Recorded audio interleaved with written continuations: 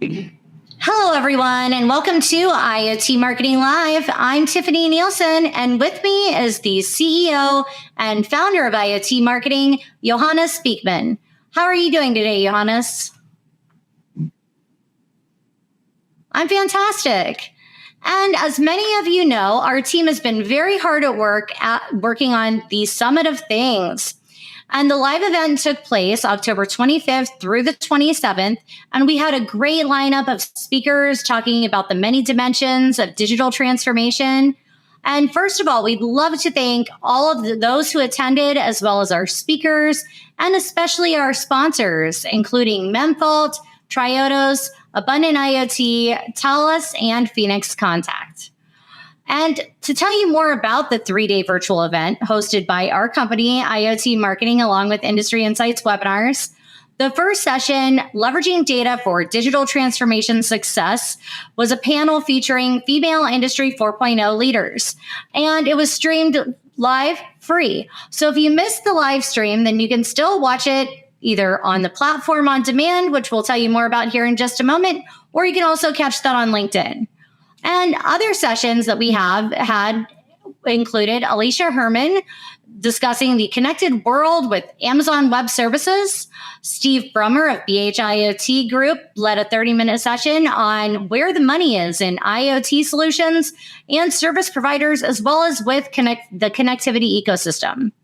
And we heard from Luis Carvajal of Siemens Energy on energizing the future with IoT, sustainability, and innovation, as well as Vince Bradley of Abundant IoT sharing an informative discussion on eIoT. We also heard from Shanila Karim of Bell, who presented IoT Cognitive Cities and the Road to Zero Emissions. Matt Samuelson of Triodos talked about going greener with edge computing.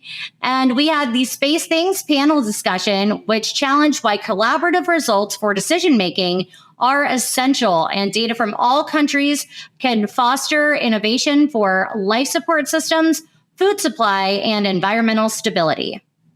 Johannes, you shared a keynote on the economy of things. Could you briefly tell us a little bit more about that keynote? Sure, Tiffany.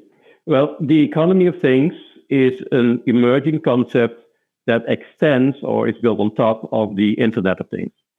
It enables the things, the physical assets within the IoT ecosystem to actively engage in real-time digital value transactions, which goes beyond the data exchange that we normally have. So with these value transactions, the EOT things can participate in economic transactions.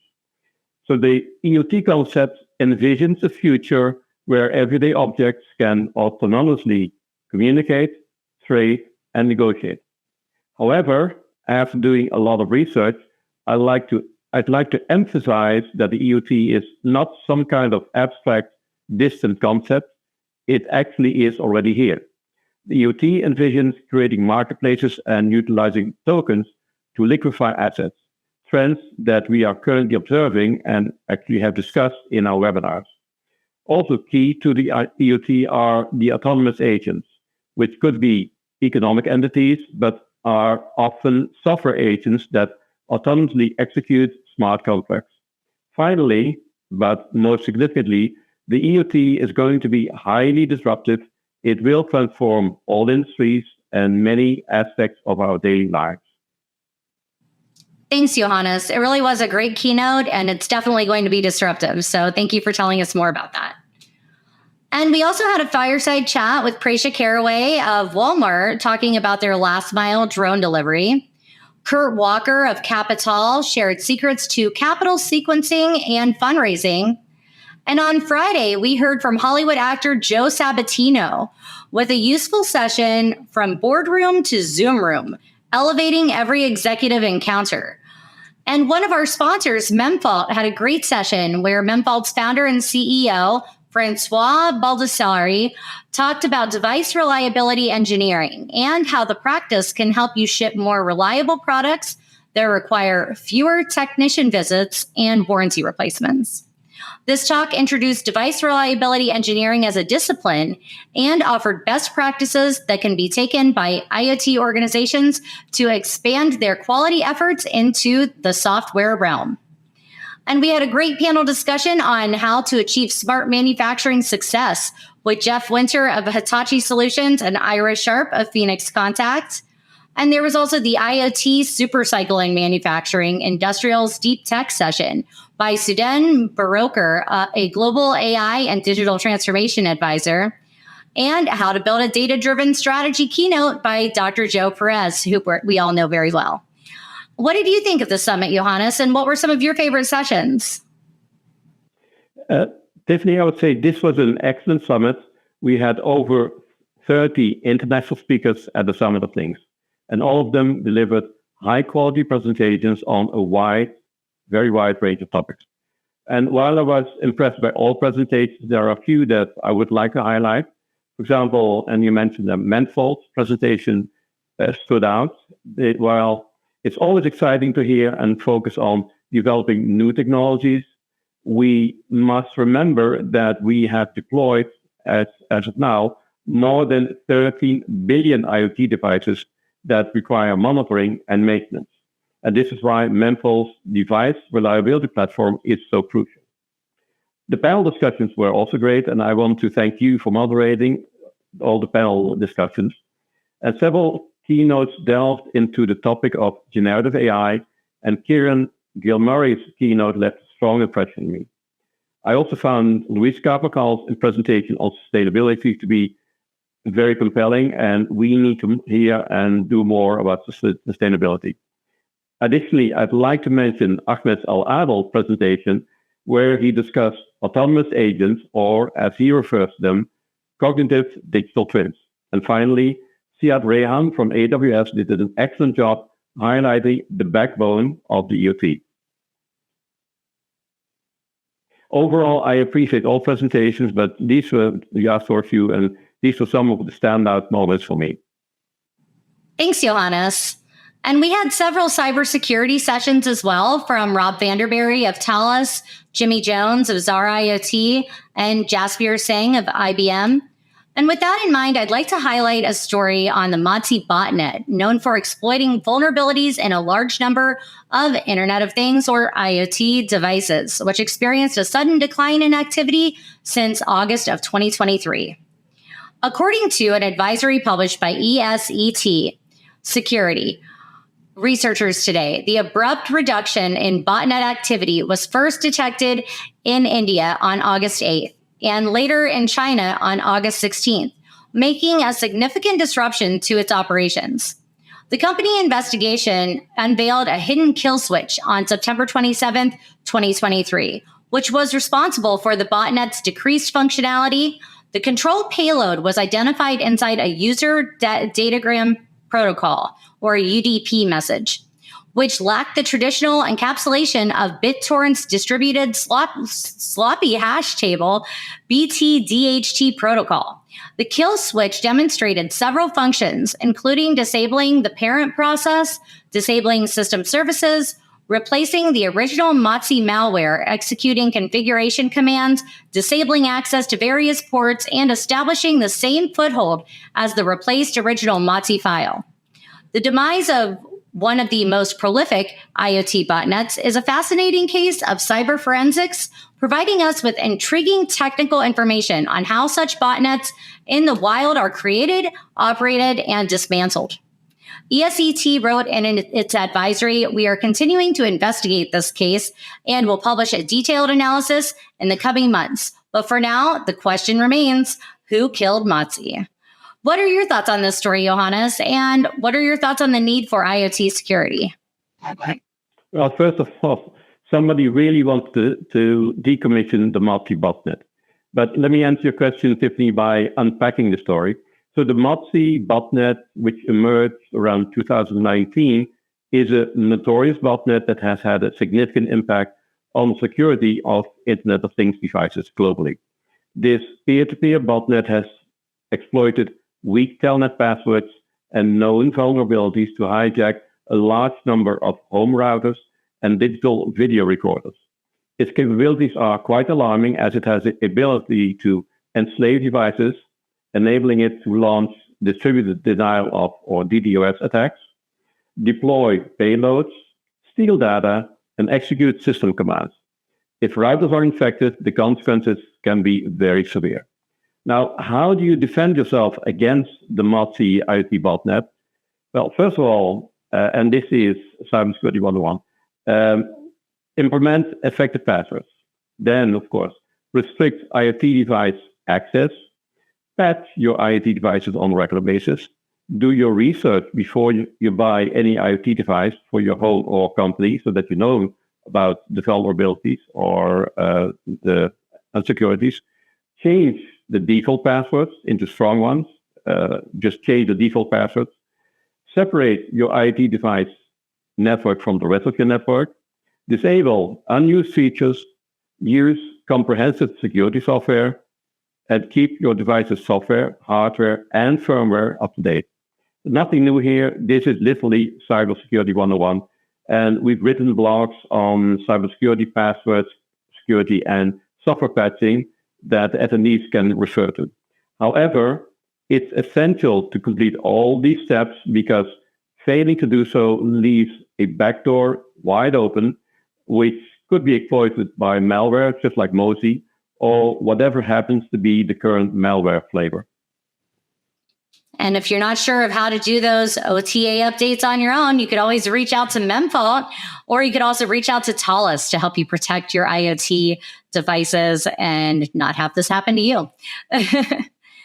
And at the summit, we also heard from Syed Rahan of AWS on blockchain, IoT, and AI, which are three technologies that have been disrupting various sectors and creating new opportunities for innovation and value creation. Additionally, we heard from, as you mentioned, Johannes, Kieran Gilmurray on the generative enterprise AI driven to the core. And Hughie Hernandez of Emergency spoke about the new era of preparedness, AI for disaster relief. Ahmed Al-Adil from Cognitwins also spoke about AI in his discussion on recent breakthroughs in different technology and engineering areas, such as advanced AI capabilities, intelligent sensing, near unlimited cloud computing on the edge or in the cloud. And on the topic of AI, I'd like to share our next story. Tech billionaire Elon Musk, man, he's been in the news a lot lately, has predicted that artificial intelligence will eventually mean that no one will have to work. Too good to be true? Maybe. He was speaking to Prime Minister Rishi Sunak during an unusual in-conversation event at the end of a summit on AI. The 50-minute interview included a prediction by Mr. Musk that the tech will make paid work redundant. He also warned of humanoid robots that can chase you anywhere. Yay, sounds like Terminator 2, or all the Terminator movies for that matter. Mr. Sunak recognized the anxiety people have about jobs being replaced, and the pair agreed on the need for a referee to keep an eye on these supercomputers of the future. Tech investor and inventor Mr. Musk has put money into AI firms and has employed the technology in his driverless Tesla cars, but he's also on the record about his fears it could threaten society and human existence itself. Sounds pretty scary to me, but I know you're a huge fan of AI, Johannes. So are you at all concerned about the dangers of AI? So let me get back to that question, Tiffany, but let me first explain the state of ChatGPT. So OpenAI launched ChatGPT, and that's the most advanced AI that we have right now, 1 year ago, and organized its first developer day on November 6, 2023. And I would just like to mention a few highlights from Dev Day 2023. So Sam Altman, the CEO of OpenAI, mentioned that OpenAI already has 2 million developers building applications using the ChatGPT API. Second, Sam announced user-created GPTs. Users can now create their own versions of GPT for various use cases without coding. Third, he announced the GPT Store, a marketplace where users can publish user-created GPTs, and of course, it includes a revenue model for popular GPTs. So this really feels like the early days of the App Store. And the article that you mentioned details a fireside chat at the AI Safety Summit between Elon Musk and Rishi Sunak. This summit, which took place on November 1st and 2nd, featured discussions on the potential dangers of AI, a topic that even ChatGPT and OpenAI recognize. Echoing this sentiment at the summit, Elon Musk emphasized the importance of awareness. But 2 days after this event, on Saturday, November the 4th, Musk's AI company, xAI, after just 2 months of training the model, they released Grok, which is a new AI model which is positioned as a rival of ChatGPT. So, yes, we are aware of the dangers with AI, but at the same time, we keep rolling out new AIs on a daily basis almost. So to address your question, also on October the 3rd, on October 30th, 2023, President Biden signed an executive order dedicated to the safe, secure, and trustworthy development and use of artificial intelligence. The AI Safety Summit concluded with the signing of the Bletchley Declaration, an international agreement focused on AI risk, which was endorsed by 28 countries, which includes European Union, UK, and US. So the dangers are real. We are aware of them, and we are addressing them for now with executive orders and international agreements. Thank you, Johannes. Hopefully that's enough to protect us from dystopian futures that we see in the movies. And during the Future of IoT discussion I had with Rob Tiffany of Red Bison, I shared that during last year's Summit of Things, that the state of IoT I felt was scale. And this year, I really feel that the state of IoT is consolidation, as we've seen with so many of these news stories that we've covered, where bigger companies are eating up the little companies and everything's just kind of merging into end-to-end solutions from these bigger providers. And this is especially emphasized by our next story. And ARM grabs a slice of Raspberry Pi to sweeten the relationship with IoT developers. ARM Holdings has acquired a minority stake in the popular single-board computer maker Raspberry Pi in a bid to cement its influence over the IoT developer community. According to the Register, while neither ARM nor Raspberry Pi disclosed the terms of the agreement, the two have a long-standing relationship dating back to the board maker's founding in 2008. Originally designed to promote computer science skills and education, the credit card-sized ARM computers have become a go-to for many hobbyists and tinkerers due to their low price and generally strong performance and efficiency. Over the past few years, these devices have also become popular for use in industrial applications at the edge. As of 2020, more than half of all Raspberry Pi units were being deployed in industrial and commercial settings. Although the number of Raspberry Pis going to industrial and commercial buyers has also been somewhat controversial, amid the COVID-19 pandemic and ensuing semiconductor shortage, getting your hands on a Pi at anything close to MSRP became a challenge, especially with the manufacturer electing to prioritize its partners over hobbyists, educators, and tinkerers. Johannes, what are your thoughts on this story? And I'm curious, what do you feel that the state of IoT is? Well, the state of IoT is strong, Tiffany, especially at the edge. The Raspberry Pi has always been a key player in the single-board computer market, initially targeting education. Along the way, it has cultivated a large major community of a couple of 100,000 people. Moreover, due to its low cost and versatility, it has expanded, as you mentioned, in industrial and professional applications, particularly within IoT and edge micro infrastructures. So our recent minority stake acquisition of Raspberry Pi is indeed a strategic move. It reflects ARM's intent to maintain its influence in the ultra-mobility and DIY development kit market, which is currently transforming due to, as we are well aware of, advancements in edge computing, AI, and IoT technology. Thank you, Johannes. And I don't disagree with ARM. I think it was a wise move. So kudos to them on making that decision. And you can still catch the Summit of Things 2023 on demand in our event platform. So it's almost as if you were at the event live. I mean, there are still people in the event regularly chatting and networking, and you'll get access to all of the sessions and all the capabilities, including visiting our virtual expo hall for 90 days. So you can still get those tickets on demand at iotmktg.com. And as we look ahead to next year, which we will hear more about during the 2024 Emerging Trends webinar in January, 6G comes up again, bringing us to our last story. According to RCR Wireless, the industry has many questions about 6G.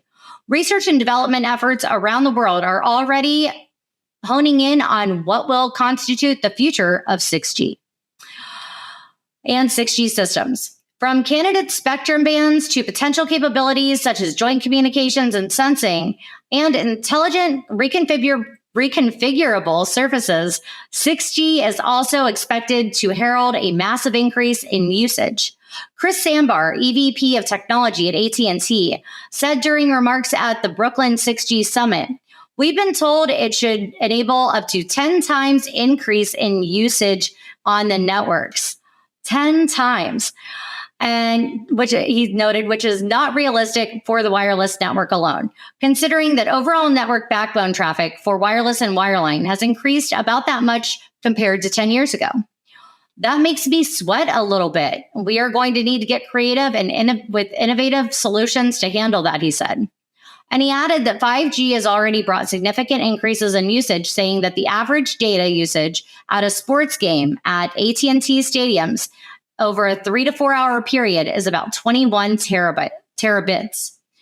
The record data event at any stadium in the US to date, Sambar said, was a Taylor Swift concert where 29 terabits were used. Johannes, if operators are concerned about the economics of 6G, should we be concerned? It seems like that's a lot of data. Do you think all that data is really necessary? Well, Tiffany, this is deja vu all over again, to use one of Yogi Berra's famous quotes. We had the same discussion at the launch of 5G, when the telecom companies were complaining that buying spectrum and building cell towers was too expensive, and that the content companies would have to help pay for the telecom infrastructure. And yes, the infrastructure for 6G is going to be even more elaborate than it already is for 5G. Also, Taylor Swift is breaking all records with her Eras tour. So I'm not surprised. Well, actually, I am surprised that it only uses 29 terabytes for one concert. And yes, she needs all 29 terabytes. Actually, a 10x increase in network data usage from 5G to 6G seems low if you consider everything that's been happening and everything that we've been discussing, like edge computing, the autonomous edge, autonomous vehicles, autonomous drones, quantum computing, AI, GPTs. We need more bandwidth. We need 7G. When do you think we'll have 7G? Really, Johannes, you think we need 7G? I mean, I'm just fine with, 2G, 3G, 4G solutions. I think we'll be just fine. Anyway, I mean, anything LTE, LTE-M, and NB-IoT, I think all those solutions would work just fine, and they all work on the 4G and 5G bands. So anyway, thank you so much for joining us today, and be sure to get your on-demand pass to the Summit of Things to get access to the platform, all the sessions, networking, the expo hall. You can chat with us. You can chat with other attendees and our speakers. There's a special Q&A area. So get your on-demand access pass, and you can watch all of the sessions for the next 90 days. So plenty of time for you to really enjoy those and learn as much as possible. And if you'd like to participate in any of our upcoming events, including the 2024 Emerging Trends webinar, Green Things Summit, or next year's Summit of Things, reach out to us at www.iotmktg.com. We also have our Industry Insights IoT Awards coming up in December, which you can also register to attend on our website. Do you have any final thoughts, Johannes?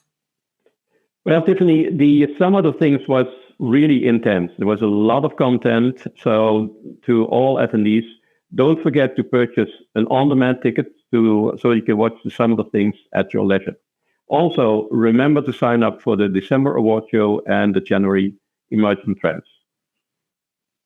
Thanks, Johannes. And remember, IoT marketing can also help you with any of your content creation, PR, video design, video creation, graphic design needs, or any other end-to-end marketing services. We're here to help you with all of your brand needs and all of your lead generation needs as well. So thank you so much. Have a wonderful day, and we will see you all again soon. Thanks, Johannes. Thank you, Tiffany. Bye-bye. Bye-bye.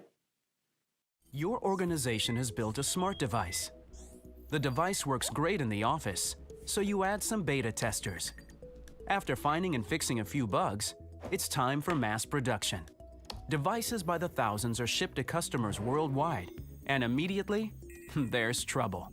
Devices in the field start having unexpected issues. Customers are frustrated, negative reviews pile up, and your support and engineering teams are overwhelmed with tickets. As your team is scrambling to diagnose the issues, sales slow, features get delayed, and your competition gets an edge. Every time a new firmware update is released, this risk cycle repeats itself. But what if firmware releases could be de-risked? What if you could frequently ship new features and enhancements with confidence? Enter Memfault. Memfault is the first cloud service designed to manage smart devices.